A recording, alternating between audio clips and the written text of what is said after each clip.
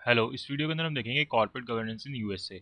इससे पहले हमने एक टॉपिक देखा था, development of corporate governance in USA. तो वो हमने देखा था कि किस किस तरीके से कौन कौन से ईयर के अंदर कौन कौन से एक्ट्स है जिसके थ्रू कॉर्पोरेट गवर्नेंस यूएसए के अंदर डेवलप हुई। यहाँ पे हम देख रहे हैं कि at present corporate governance in USA होती कैसे है। ठीक है, तो ये फ़र्क है उस टॉपिक और इस टॉपिक के अंदर। तो वहाँ पे आपसे क्वेश्चन पूछा जाएगा, तो पूछा जाएगा कि डेवलपमेंट ऑफ कॉर्पोरेट गवर्नेंस कैसे हुई यूएसए के अंदर, या कोई पर्टिकुलर एक्ट के बारे में पूछ लेगा। एंड यहाँ पे अगर पूछेगा तो आपसे corporate governance framework in USA के बारे में पूछेगा कि क्या कॉर्पोरेट गवर्नेंस फ्रेमवर्क है यूएसए के अंदर। तो अब जैसा कि हमने वहाँ पे देखा था, और हमने एक और वीडियो देखी थी जिसके जिसके अंदर हमने US security and exchange commission के बारे में इन डिटेल देखा था। तो अगर आपने वो नहीं देखा तो प्लीज़ देखिएगा, उससे आपको और थोड़े अच्छे से समझ आ जाएगा। तो इसलिए अभी तक अगर हमने जितना पढ़ा है उससे हमें पता है कि जो यूएस की कंपनीज है वो जनरली बहुत सारे लीगल रेजीम से गवर्न होती है। मतलब उनके जो कॉर्पोरेट गवर्नेंस मैटर्स है उसके ऊपर बहुत सारे लॉज एप्लीकेबल रहते हैं। मतलब हमें 1932 से लेके और एट प्रेजेंट 2018 तक जितने भी एक्ट एप्लीकेबल हुए, मतलब अभी 2022 में हम, लेकिन जो लास्ट एक्ट आया उस तक जितने भी एक्ट एप्लीकेबल हुए उतने सारे हमें पता है कि कौन कौन से एक्ट एप्लीकेबल होते हैं।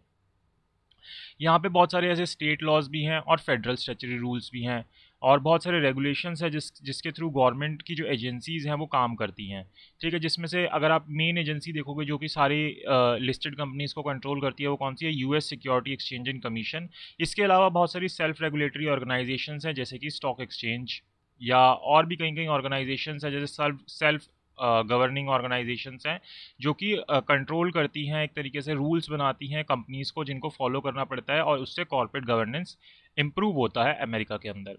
तो यहाँ पे हमें पता है कि जो प्राइमरी सोर्स है जिसके थ्रू हमारे को रूल्स एंड रेगुलेशंस मिलते हैं सिक्योरिटीज़ के यूएस के अंदर, वो कौन सा है, सिक्योरिटी एक्ट 1933 है। और इसी के चलते जो इसका नेक्स्ट एक्ट बना था सिक्योरिटी एक्सचेंज एक्ट 1934, और जिसमें हमें ये जो यूएस सिक्योरिटी एक्सचेंज कमीशन है इसका भी फॉर्मेशन इन्हीं एक्ट के चलते ही होता है। तो इसके अलावा एट प्रेजेंट अगर आप देखोगे जो बहुत इंपॉर्टेंट एक्ट है, एक है सार्बन्स ऑक्सले एक्ट 2002 का, जो कि बहुत इंपॉर्टेंट है आपके एग्जाम के परस्पेक्टिव से भी और यूएस के अंदर भी। इसके अलावा एक 2010 के अंदर हमारा एक्ट बना था जिसका नाम था dot Frank wall street reform and consumer protection act 2010। तो इसको भी हमने देखा था जब हमने development of corporate governance in USA देखा था। देन अगेन थोड़ा सा यूएस सिक्योरिटी एक्सचेंज कमीशन के बारे में देख लेते हैं, जो कि हमने एक सेपरेट वीडियो के अंदर अलग से इसके बारे में समझा हुआ है यूएस सिक्योरिटी एक्सचेंज कमीशन क्या होता है।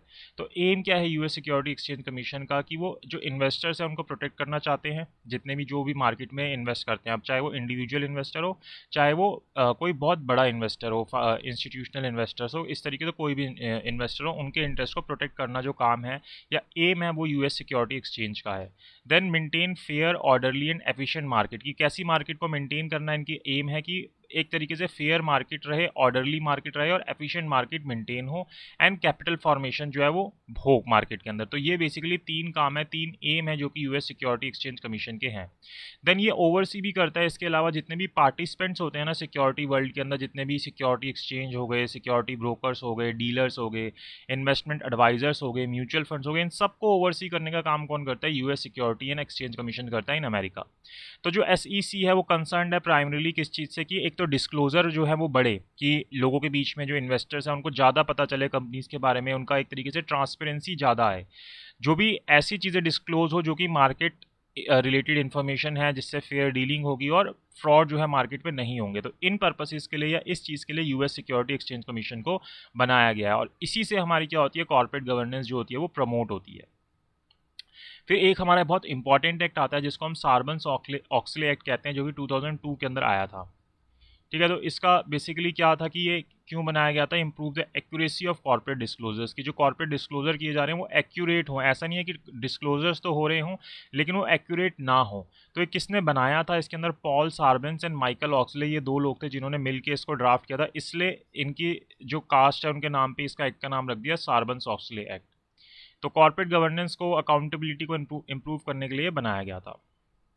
तो इसके अंदर है क्या, sets deadlines for compliance and publishers rules on requirement. तो ये बेसिकली एक डेडलाइंस देता है कि आपको क्या क्या कंप्लायंस करनी है और क्या क्या चीज़ें ये कि क्या क्या रिक्वायरमेंट्स हैं उनके रिगार्डिंग रूल्स देता है ये। देन ये जो एक्ट है बहुत सारे नंबर ऑफ रिफॉर्म्स इसने मैंडेट किए जिससे कि कॉर्पोरेट रिस्पॉन्सिबिलिटी जो है वो इंप्रूव हो। फाइनेंशियल डिस्क्लोजर्स के बारे में बताया कि आपको ये डिस्क्लोजर्स करने हैं मार्केट में ताकि लोगों को पता चले। Then corporate and accounting frauds को कॉम्बैट करना, खत्म करने के लिए इसके अंदर रूल्स डाले गए। और साथ ही साथ public company accounting oversight board भी बनाया। क्या बनाया, PCAOB, जिसको PCAOB बोलते हैं हम, जिसका मतलब क्या है, public company accounting oversight board. तो इसका काम क्या होता है PCAOB का, कि ये क्या करता है, ओवरसी करता है एक्टिविटीज़ को ऑडिटिंग प्रोफेशन के। जैसे इंडिया के अंदर है NFRA करके, इसी तरीके से वहाँ पे क्या है PCAOB है, जो कि public company accounting oversight board है।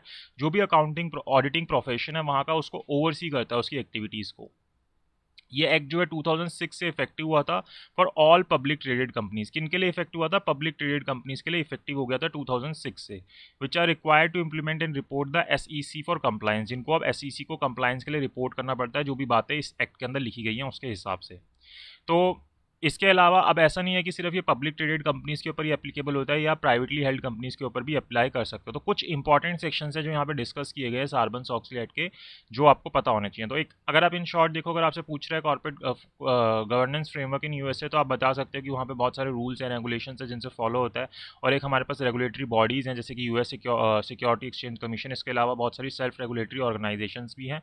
देन जो प्राइमरी सोर्स है जिसके थ्रू हमारा ये जो कॉर्पोरेट गवर्नेंस होता है USA के अंदर, वो सिक्योरिटीज़ एक्ट 1933 और सिक्योरिटी एक्सचेंज एक्ट 1934 है। इसके अलावा एट प्रेजेंट हमारे पास दो और जो रिसेंट एक्ट आए हैं, सार्बन-ऑक्सली एक्ट है और कंज्यूमर प्रोटेक्शन एक्ट है। फिर आप US सिक्योरिटी एक्सचेंज कमीशन के बारे में बता सकते हो क्या काम करती है, और सार्बन-ऑक्सली एक्ट का इंट्रोडक्शन दे सकते हो। एंड देन फिर ये कुछ इंपॉर्टेंट सेक्शंस है जो कि सार्बन-ऑक्सली एक्ट के हमें पता होने चाहिए। एक तो सेक्शन 302 है जिसने बात की है corporate responsibility for financial reports. जितनी भी फाइनेंशियल रिपोर्ट्स होंगी उनकी क्या कॉर्पोरेट रिस्पॉन्सिबिलिटी है, उसके बारे में सेक्शन 302 के अंदर बता रखा है। इसने क्या बोला है कि जो CEO है एंड CFO है, यानी कि chief executive officer and chief financial officer, वो जितनी भी फाइनेंशियल रिपोर्ट्स होंगी उनको क्या करेंगे, रिव्यू करेंगे। पहला काम इसने ये बताया। दूसरा, किसी फाइनेंशियल रिपोर्ट के अंदर कोई भी मिस रिप्रेजेंटेशन नहीं होगी, 302 सेक्शन ने ये बोला। Then information in financial report is fairly presented, कि जो भी आप इन्फॉर्मेशन दोगे वो फेयरली प्रेजेंट करोगे। तो एक तो मिस रिप्रेजेंटेशन नहीं होगी, फेयर रिप्रेजेंटेशन होगा। CEO और CFO जो है रिव्यू करेंगे फाइनेंशियल रिपोर्ट को। देन जितने भी इंटरनल अकाउंटिंग कंट्रोल्स होंगे उनके लिए यही दोनों जो है रिस्पॉन्सिबल भी होंगे, CEO और CFO, तभी उनको रिव्यू करने के लिए बोला गया है। और अगर कोई डेफिशिएंसी मिलती है इनको इंटरनल अकाउंटिंग कंट्रोल के अंदर, इन दोनों को, क्योंकि इनको रिस्पॉन्सिबल किया गया है, या फिर कोई फ्रॉड मिलता है मैनेजमेंट के अंदर, तो वो ऑडिट कमेटी को बताएंगे कि इस तरीके से फ्रॉड है इसके अंदर। देन CEO और जो CFO है वो, अगर कोई मटेरियल चेंज हो रहा है इंटरनल अकाउंटिंग कंट्रोल के अंदर, तो उसके बारे में भी वो रिपोर्ट करेंगे। तो एक बेसिकली CEO और CFO का रोल बताया कि ये फाइनेंशियल रिपोर्ट जितनी होंगी उनको रिव्यू करेंगे।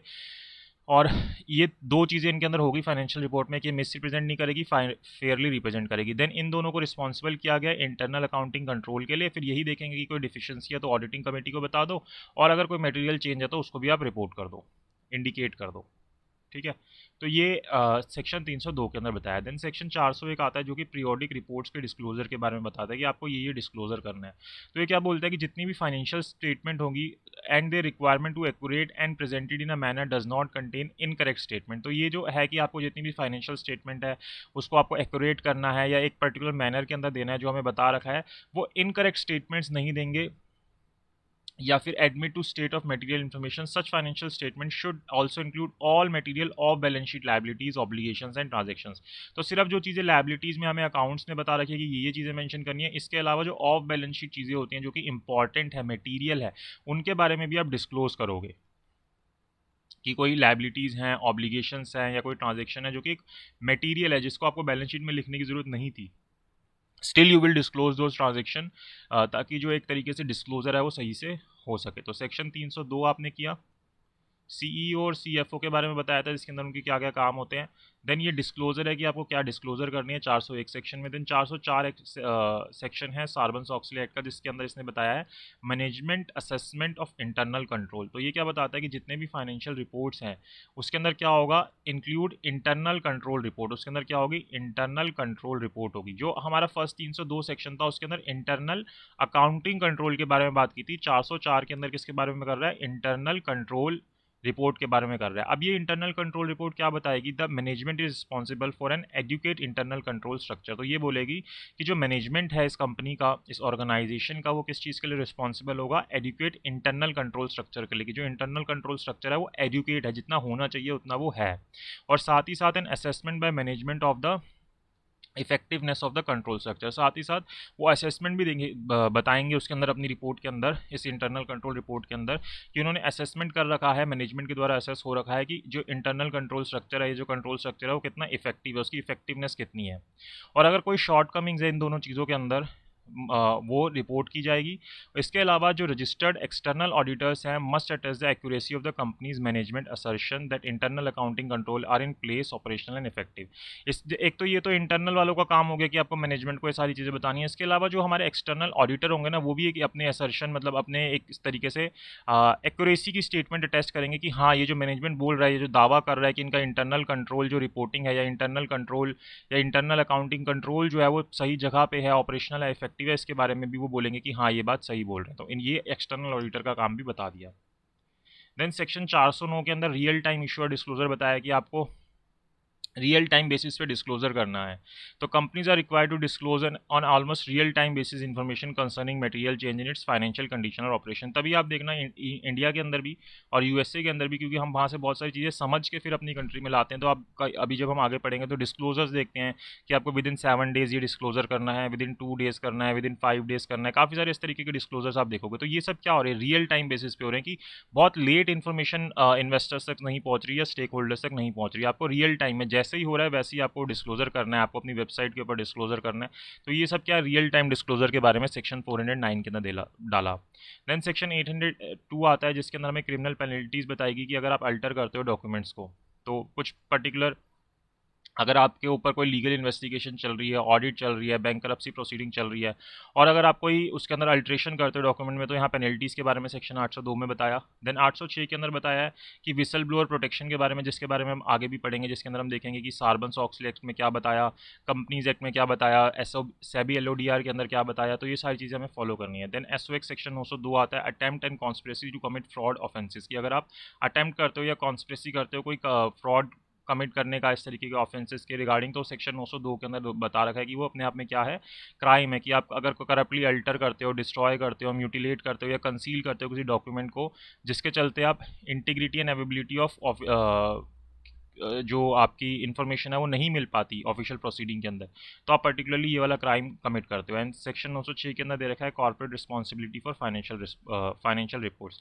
तो section 906 addresses criminal penalties for certifying misleading और फ्रॉडलेंट फाइनेंशियल रिपोर्ट। जैसे अब इंडिया के अंदर सीए या सीएस है, अगर वो फाइनेंशियल रिपोर्ट को गलत तरीके से अटेस्ट कर देता है तो उसको एक क्रिमिनल पेनल्टी बताई गई है उसके लिए सेक्शन 906 के अंदर 6 के अंदर अमेरिका में। लाइक ये तो मैंने आपको एग्जांपल के बताया सीएसीए, तो वहाँ के जो भी रिस्पॉन्सिबल व्यक्ति हैं अगर वो सर्टिफाई कर देते हैं मिसलीडिंग या फ्रॉडलेंट फाइनेंशियल रिपोर्ट, तो उनको यहाँ पे पेनल्टी बताई गई है जिसके अंदर 5 मिलियन तक की पेनल्टी हो सकती है और 20 साल तक की जेल भी हो सकती है। तो इसको काफ़ी स्ट्रिंजेंट बनाया गया कि फ्रॉड जो है वो यूएस के अंदर कम हो।